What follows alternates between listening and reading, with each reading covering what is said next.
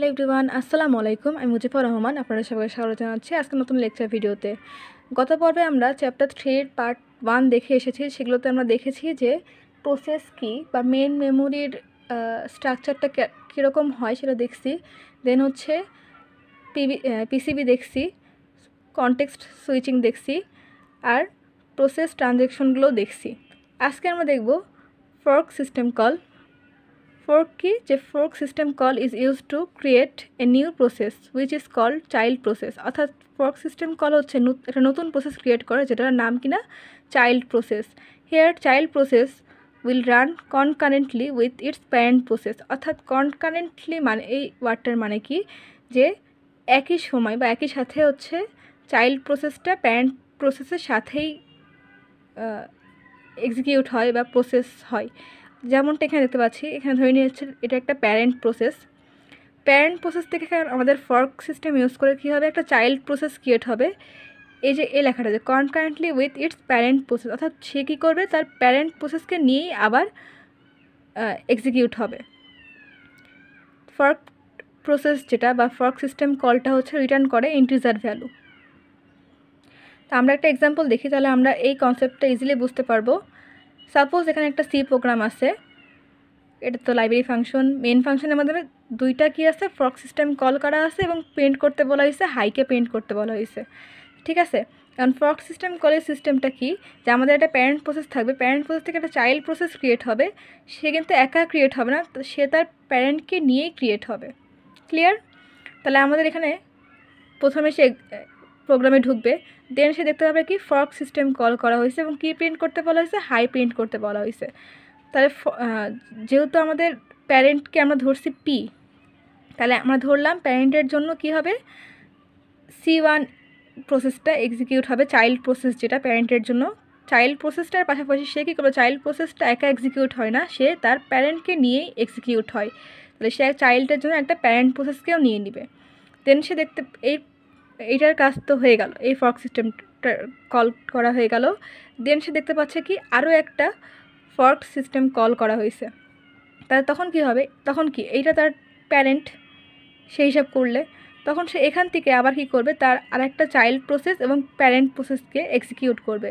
তাহলে C1-এর জন্য তার চাইল্ডকে ধরছে C2 এবং C1 যেহেতু প্যারেন্ট, তাহলে সেজন্য প্যারেন্টের জায়গায় এখানে C1 থাকছে। আবার সেম ক্ষেত্রে এখানেও P হচ্ছে প্যারেন্ট প্রসেস, যেহেতু এখানে C1 C2 দিচ্ছে, তাহলে এখানে দিচ্ছি C3। আর C3 হচ্ছে চাইল্ড প্রসেস আর প্যারেন্ট হচ্ছে আমাদের প্যারেন্ট প্রসেসের জন্য হচ্ছে এটা প্যারেন্ট পজিশন। মানে আমি কি ক্লিয়ার করতে পারছি যে একটা প্যারেন্ট প্রসেস থেকে চাইল্ড প্রসেস ক্রিয়েট হবে এবং চাইল্ড প্রসেসটা কিন্তু একা ক্রিয়েট হবে না, তার প্যারেন্টকে নিয়েই ক্রিয়েট হবে, সে যতবারই হোক না কেন। যেমন আমরা যদি চিন্তা করি যে এই ফর্কটা নাই, জাস্ট একটা ফর্ক সিস্টেম কল করা হয়েছে, তাহলে সেক্ষেত্রে কী হতো, আমাদের প্রোগ্রামটা এখানে এসেই স্টপ হয়ে যেত এবং এই প্রসেসটার জন্য একবার, আর এই চাইল্ড প্রসেসের জন্য একবার, আর প্যারেন্ট প্রসেসের জন্য একবার, মোট দুইবার হচ্ছে হাই প্রিন্ট হতো। বাট এখানে আমরা দেখতে পাচ্ছি কি দুইবার যেহেতু হচ্ছে কী হয়েছে, ফর্ক সিস্টেম কল করা হয়েছে, সেই জন্য হচ্ছে আমাদের তখন কী হয়েছে, এটাকেও সে প্যারেন্ট ধরছে, দেন এটাকে সে আবার আরেকটা প্যারেন্ট ধরে এর জন্য আবার চাইল্ড প্রসেস এবং প্যারেন্ট প্রসেসকে এক্সিকিউট করছে, দুইটার ক্ষেত্রেই। তাহলে এখন আমাদের কয়বার হাইটা প্রিন্ট হবে, 4 বার, কারণ এই চাইল্ড প্রসেসের জন্য একবার হাই প্রিন্ট হবে, C1 যে প্যারেন্ট প্রসেস ছিল যেখানে, এটার জন্য একবার হাই প্রিন্ট হবে, C3-র জন্য আরেকবার হাই প্রিন্ট হবে এবং এখানে যে P প্যারেন্ট প্রসেসটা ছিল সেটার জন্য আরেকবার হাই প্রিন্ট হবে। মানে মোট 4 বার হাইটা হচ্ছে প্রিন্ট হবে। অর্থাৎ একটা প্যারেন্ট প্রসেস থেকে আমাদের চাইল্ড প্রসেস ক্রিয়েট হবে এবং চাইল্ড এবং প্যারেন্ট দুটাই হচ্ছে কনকারেন্টলি আমাদের রান করবে বা এক্সিকিউট করবে। আচ্ছা, এখন দেখি zombie process versus অরফান process. In Linux operating system process have parent child relation. একটু আগে যেটা দেখলাম ফর্ক সিস্টেমের মাধ্যমে, যে একটা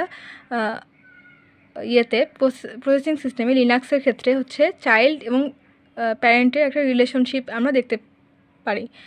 তো এখানে হচ্ছে জম্বি প্রসেসটা কি, যে জম্বি প্রসেস ইন OS অর্থাৎ operating system is one that has completed its execution but its entry in the process table।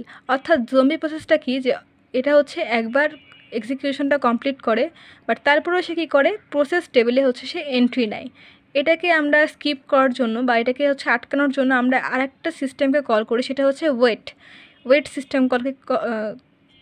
মানে সিস্টেমকে কল করি, যার জন্য কি হয় যে জম্বি প্রসেসটা যাতে আমাদের প্রসেস টেবিলে এক্সিকিউট না হয় বা এন্ট্রি না নেয়, সেটার জন্য হচ্ছে আমরা ডিল করি ওয়েট সিস্টেম কলের মাধ্যমে।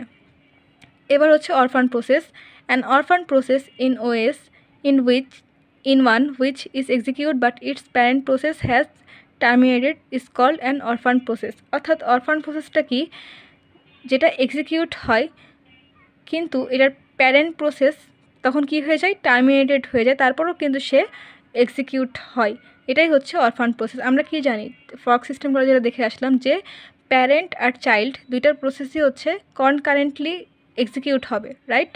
বাট এখানে অরফান প্রসেসের ক্ষেত্রে কি হয় যে প্যারেন্ট যদি টার্মিনেটেড হয়েও যায় তারপরেও কিন্তু তার চাইল্ড প্রসেসগুলো এক্সিকিউট হতে থাকে। এটাই হচ্ছে অরফান process. The kernel allocates a new process as a parent process to an orphan process। অর্থাৎ কার্নেল কি করে, অ্যালাউ করে নতুন প্রসেসকে অ্যাজ এ প্যারেন্ট প্রসেস, অর্থাৎ নতুন প্রসেসকে সে প্যারেন্ট প্রসেস হিসেবে এক্সিকিউট করে অরফান প্রসেসের মধ্যে। Too many zombie processes and orphan processes are harmful. অর্থাৎ একাধিক যদি জম্বি প্রসেস বা অরফান প্রসেস হচ্ছে যদি এক্সিকিউট হয় অ্যাট এ টাইম, তাহলে সেটা হচ্ছে আমাদের প্রসেসরের জন্য হার্মফুল। অর্থাৎ এটা কি হচ্ছে, যেহেতু জম্বি প্রসেসটা আমাদের এক্সিকিউশন কমপ্লিট করার পরও বারবার হচ্ছে কি হয়, প্রসেস টেবিলে এন্ট্রি নেয়, সেজন্য হচ্ছে আমাদের সিস্টেমটা ডিলে হয়ে যায়। আর অরফান প্রসেসটা কি, যে যখন তার প্যারেন্ট টার্মিনেটেড হয়ে যায় তখনও কি সে কী করে, সে হচ্ছে এক্সিকিউট করতে পারে, অর্থাৎ প্যারেন্টকে ছাড়াই সে এক্সিকিউট করে। তার জন্য কি হয়, আমাদের মাল্টিটাস্কিং করতে অনেকটা প্রবলেম হয়। আমরা সবাই জানি যে লিনাক্স হচ্ছে মাল্টিটাস্কিং কাজের জন্য খুবই বিখ্যাত। আচ্ছা, এখন দেখি ইন্টার প্রসেস কমিউনিকেশন অর্থাৎ আইপিসি। আইপিসিটা কি, যে process within a system may be independent or cooperating. অর্থাৎ প্রসেসটা একটা সিস্টেমের মধ্যে ইন্ডিপেন্ডেন্ট হতে পারে, কোঅপারেটিং হতে পারে। ইন্ডিপেন্ডেন্ট মানে আমরা সবাই জানি যে সেটা স্বাধীন একটা প্রসেস হতে পারে। আর কোঅপারেটিংটা মানে কি, যে কোঅপারেটিং প্রসেসটা হচ্ছে যে a cooperating process is a type of process in an ways that collaborates with other process to achieve a common goal. অর্থাৎ সে কী করে, অন্যান্য প্রসেসের সাথে কোলাবরেট করে যাতে সে কী হয়, একটা কমন গোল, অর্থাৎ যে এক্স্যাক্ট যে কাজটা আমরা করতে চাচ্ছি সেই কাজটা যাতে সে প্রসেস করে এক্সিকিউট করতে পারে সেটার জন্য।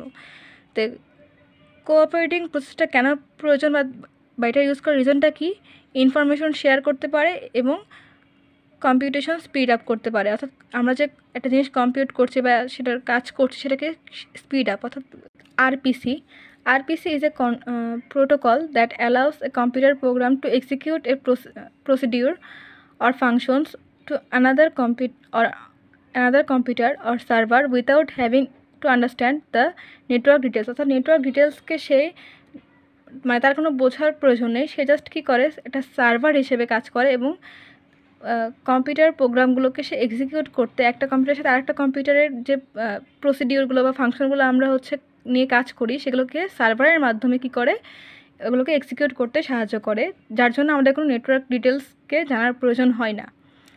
তো RPC user the client server model. RPC কি ইউজ করে, যে ক্লায়েন্ট সার্ভার মডেলকে হচ্ছে সে ইউজ করে।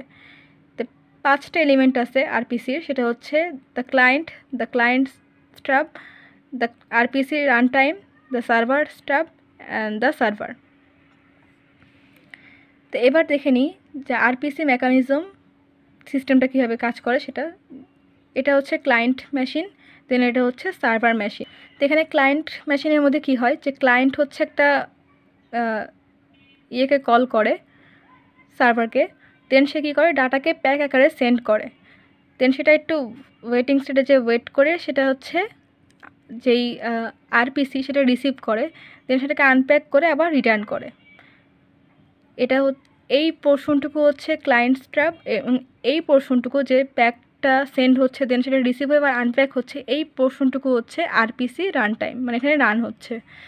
দেন কি হচ্ছে সার্ভার মেশিনে, সার্ভার হচ্ছে প্রথমে কী করছে, রিটার্ন করছে, সেম এখানে ক্লায়েন্ট যেই কাজগুলো করছে সার্ভার হচ্ছে সেই কাজগুলোই করছে, বাট ক্লায়েন্টের সেই ইনফরমেশানগুলো কী করছে, রিটার্ন করছে, দেন সে কী করছে, প্যাক করছে, দেন আবার সেন্ড করে রিসিভ অপশনে যে আনপ্যাক করে কল করছে কাকে, ক্লায়েন্টকেই কল করছে।